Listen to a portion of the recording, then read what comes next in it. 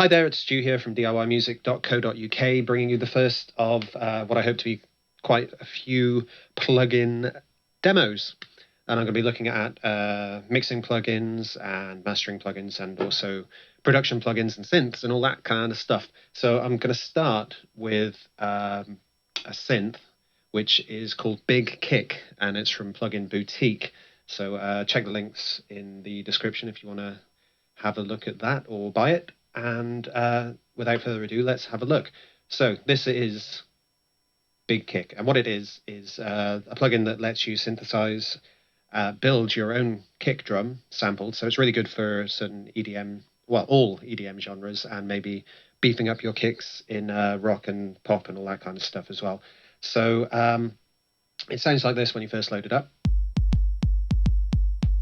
That's just me playing it through my MIDI keyboard. And you can see it's split into three main sections here. And what this plugin allows you to do is combine a synthesized kick element with a sample. So I'm going to turn the sample off for now and just focus on the body section. And what you have here is the basis of a kick, which is a tone which just drops. So I'll just play you that without the sample on there. So that's like the body of your kick. And you've got a load of control over here. So you can change the amplifier envelope, so you can give it a bit of an attack. Notice it shows you what it looks like here. So short attack is a bit more punchy. The hold is, well, I'll show it's easier if I show you. So that's if you want a longer sustained bassy sound on your kick, you can use that. And similarly, the decay can be extended. You may recognize that type of sound from various genres of music that love that bass. So, so that's your envelope. We'll keep it fairly punchy for now. And then you can actually control the pitch, which is really useful if you're doing, well, pretty much any type of music. It's great to have your drums pitched so they sound good in the context of your entire track. But this is more than just the actual root note. It's actually how the pitch changes over time. So let's start with this little bit down here. So the start is the pitch at the top end that it starts at. So the higher that is, the more of a kind of high-pitched beginning to the sound you're going to have. So I'll just give you an example, very high. Can you hear that? Or the lower you get, the less high-end information you get there. And you can control how long it takes to slide down very quickly to very slow. So you can see how this is great because you can really, instead of searching through tons of sample packs or whatever, you can just dial in exactly the kind of kick you want. And the real beauty, of course, is that you can pitch it. So you can do it manually here. Let's give it a bit more of a decay so you can hear that. But you can also pick the actual note. So if your track's in A, I want my kick in A. Oh no, actually it's in G. And you can type that in if you want to go higher or lower.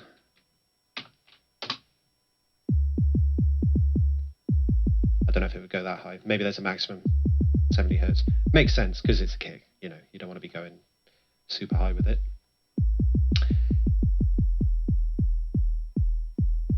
So there you go. That is the body, and you know that is just by itself is a great functionality to have when you're making your kicks. Just the pitching and the decay and all that kind of envelopey stuff. It's really useful to tailor your kick for exactly what you need it for. But that's not got a lot of character to it. The other cool thing is that you can then layer a sample on top. So I'm going to switch the body off for now. See, there's nothing there. Put the sample on. So you can see what they've got here is it actually comes with a bank of kick samples, which you can scroll through.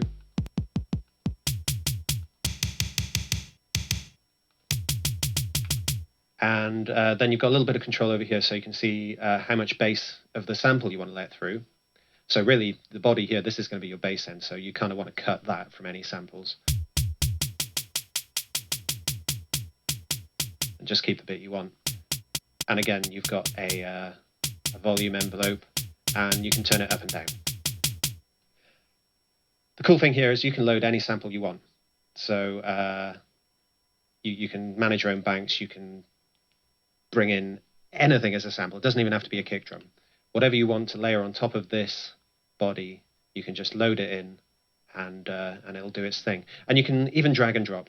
Now, I use this in FL Studio, and another great function of it is that you can drag samples in to your sample section to mix with your body, but also once you've built your drum,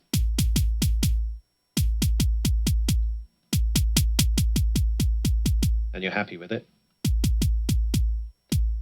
you can grab here and you can drag and drop that wherever you want.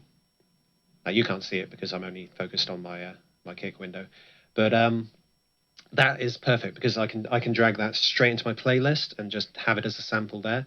I can drag it into a drum machine like FPC, which is a Fruity Pad controller, and that lets me, you know, I can change it, drag it in, make another one, drag it in. I can have like 4 different kicks that I've made, and they're all there ready to be programmed in a drum sequence.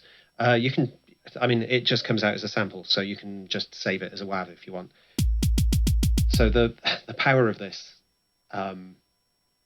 when you're used to using samples all the time, it kind of just has such an edge on that. And you can still use your samples. If you like the sound of it, you can load it in, just cut the bass off and just tune it down here.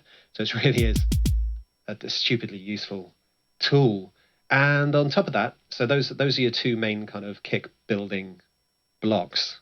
You've also got a few other little things you can tweak. Now, there's a body mode. Now, I always use original. Tough is a bit kind of more tough. So that kind of gives you that. I just turned the sample off. So we're talking about the body here, and it kind of gives it that kind of punchier, more noisy, electronic sounding kick. So you can flick between the 2.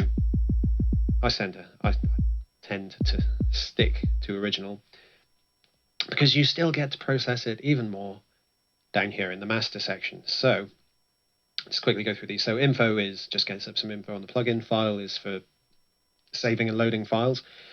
One shot is interesting. Now, what this does is, if it's on, it'll play the whole.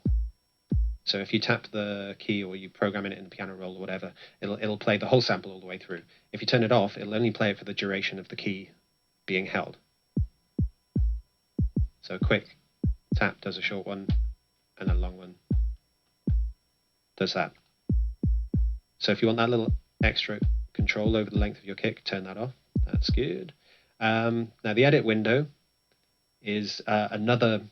It's an EQ basically, and a bunch of other little things. So I won't go into too much detail there, but you can really kind of get in and really tweak that kick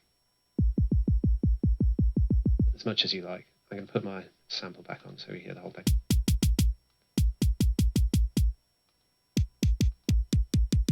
There we go, check that out. Autoplay just basically keeps playing the kick. It's not doing it for some reason, but normally, I think that's because I'm not playing the actual project. So if it's on autoplay and you press play on your project, which you can't see me doing, it'll play at every bar, I think. Yeah, every beat. And that's just so you can have it, you know, keep going whilst you're tweaking and stuff like that. You could probably even use it in a track like that if that's all you're doing, 4 to the floor stuff, but I've never done that. Anyway, turn that off. And then we've got the wave, which is really cool. This is where you can add some distortion and make that kick sound really cool. So if I stick it on one shot, give a load of decay, and then start driving it. and it's got 5 different drive modes. Yeah, hardstyle, yeah, anyone?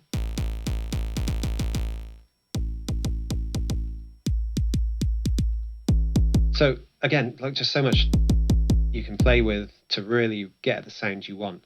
Now there is one last thing which I haven't mentioned because I lost the button for it. Let me just find that. It's definitely not there. Where is it? Oh, here it is. Yeah, so in your edit, obvious place for it to be. Last cool thing just to show you, because you don't always want your kick to be stuck to one pitch.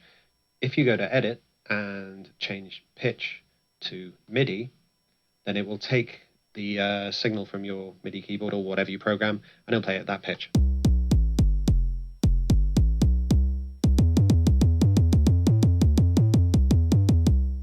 How cool is that? So, you know, you can then start playing your kick like an instrument and have all kinds of fun.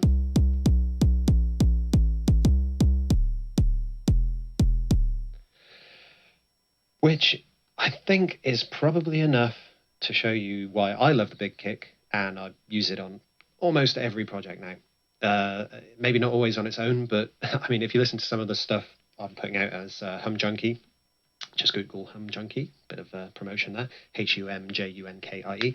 Anyway, if you listen to some of the more recent stuff from Hum Junkie, you will hear this kick all over it. And you can find that at Plugin Boutique, so check the link in the description. And it's really cheap. I've got the window open here. It's 40 quid, £40 in UK money. I don't know what that is. Let's see, that's $52, 46 euros. And if you use Plugin Boutique, they do have this kind of virtual cash rewards system. And I actually got this half price because I bought a bunch of stuff and it gave me these tokens, which I was then able to trade in for a deal, which you have to check out the site to see what they are. But yeah, this one popped up, Big Kick, and I looked at it. I was like, that looks really interesting, and I've got it. And like I say, now I use it all the time. So I'll leave it at that. That's a 12-minute guide to Big Kick. I've been Stu from DIYmusic.co.uk. Please let me know what you think in the comments. This is my first sort of proper plugin demo, and I'm hoping to do quite a few of them. So all feedback is welcome, and I'll take that on board and build that into any further stuff I do. So yeah, find us on Facebook, find us on Twitter, find the website, follow, subscribe to this YouTube channel, and we'll see you around. Thank you very much.